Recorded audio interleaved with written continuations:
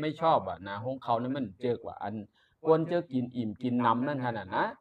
เยาก็เจอแมงเฮ็ดคอลีไลตัวนี้นะเพราะว่ามันอยู่ในปุ่มในไซเฮาเพราะว่าเฮากินข้าวนะถึงข้าวยามกิน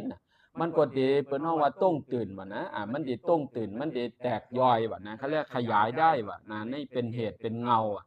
เฮ็ดให้คนก็นั่นน่ะมีปัญหาของเขาเจ็บของเขาย่อยกินเหย้าย่อยกินเหย้านะเฮ็ดให้เนาะเปิ้นเฮาว่าเจ็บๆคืนๆแสบๆใหม่ๆว่านะมันกอกนั่งให้ก้อมเปรี้ยวเอาอันใดมากินก็เหย้าอำนั้นมันก็มังก้นก็กะเอาน่ะเปิ้นเฮาว่าอันจอมหนังเปิ้นว่ามีค่ายโกดว่านะตัวเครือพงเขาจะได้มากินนี่ก็มันก็จ่อยไหลว่านะกินก็สิหำมันจุแก็บจุข้าวมีเกไมในอยู่ค่าห้าเนาะเกไมในนี่แต่มีอันตาเนาะอันตาเยาก็จ่อยน่ะเฮ็ดให้ออกนอกภายหลงน่ะอันในตาค่ะเนาะตาตังในนี่ค่ะเนาะตาตังในศพนั่นค่ะ